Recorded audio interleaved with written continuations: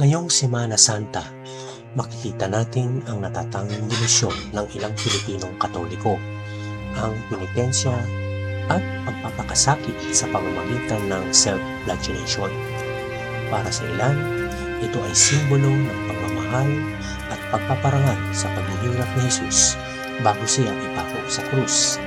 Sa video na ito, talakayin natin ang kasaysayan, kahulugan at espiritual na aspeto ng ritual na ito nang may paggalang sa pananampalatayang ipinapakita ng mga deboto.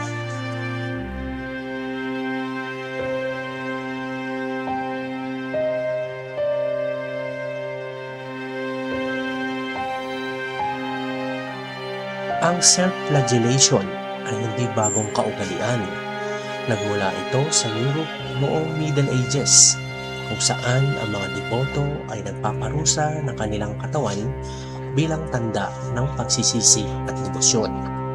Nang dumating ang Kristyanismo sa Pilipinas, dinala rin ito ng misyonarong Kastila ang ganitong ritual at iniangkop sa lokal na kultura. Sa Pilipinas, kilala ito lalo sa mga lalawigan tulad ng Pampanga at Bulacan, kung saan may mga debotong nagpa-practice ng penitensya tuwing Biyernes Santo. Ginagawa ito upang makiisa sa sakripisyo ni Jesus at upang ipakita ang labis na pananampalataya at pagpapakumbaba sa harap ng Diyos.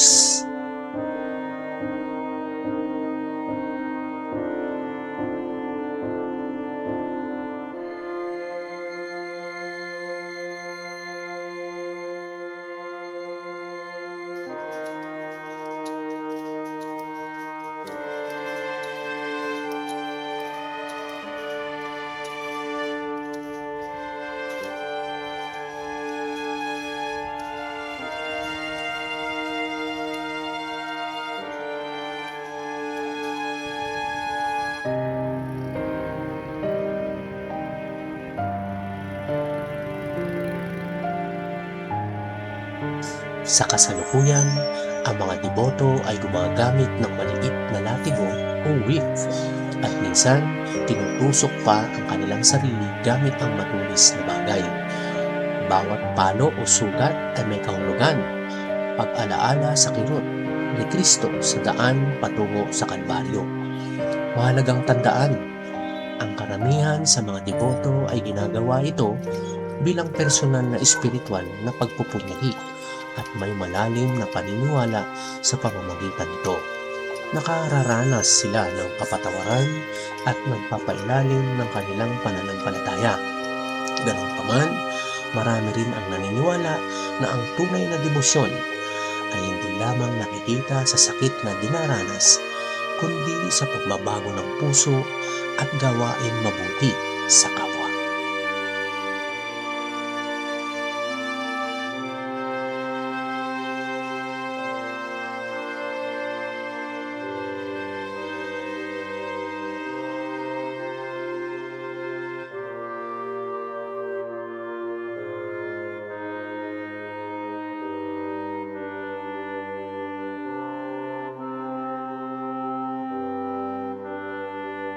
Para sa mga Pilipino, ang penitensya ay higit pa sa simpleng ritual.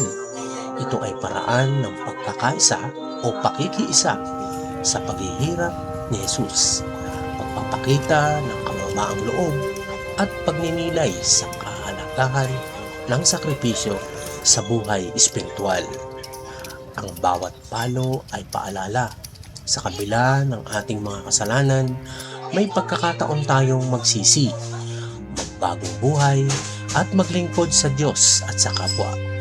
Ito rin ay paraan ng pagpapalakas ng pananampalataya na sa gitna ng hirap, pananabik at pagsubok, nananatiling ang pag-asa at pagtitiwala sa plano ng Diyos.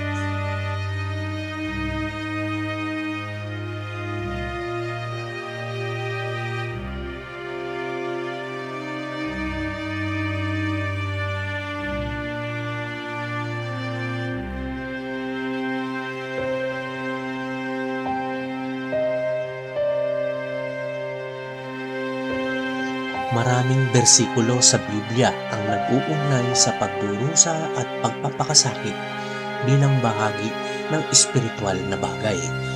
Isa na rito ay mula sa Isaiah 53, talata 5. Sinasabi doon, "Ngunit siya ay nasugatan dahil sa ating mga kasalanan.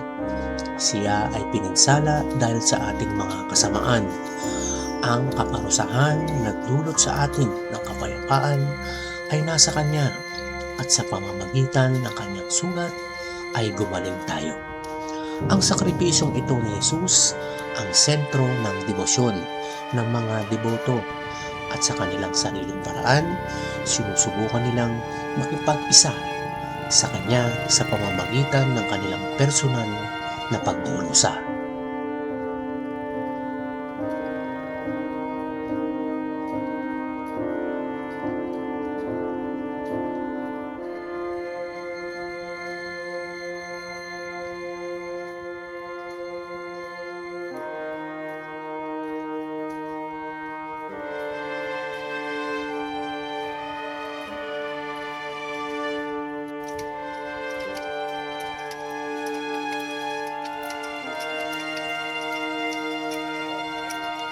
Bagaman ang ritual na ito ay malalim ang espiritual na kahulugan, mahalaga rin malaman na ang pananampalataya ay hindi nasusukat sa sakit o pinsala sa katawan. Ang tunay na diwa ng Semana Santa ay pagmamahal, pagsisisi at pagbabago. Para sa mga manonood ng obserbasyon sa ritual na ito, ay isang pagkakataon upang maunawaan ang lalim ng debosyon ng Pilipinong Katoliko at ang kahalagahan ng pananampalataya sa kanilang buhay.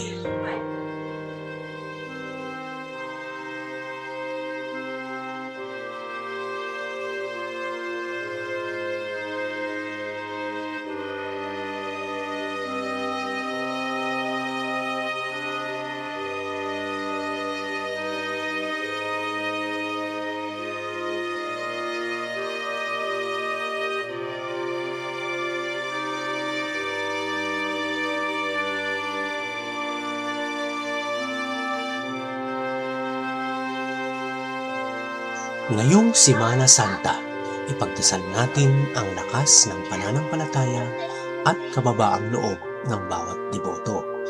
Alalahanin natin ang sakripisyo ni Jesus at sikapin nating maging mapagpakumbaba, mapagmahal at mapaglingkod sa kapwa.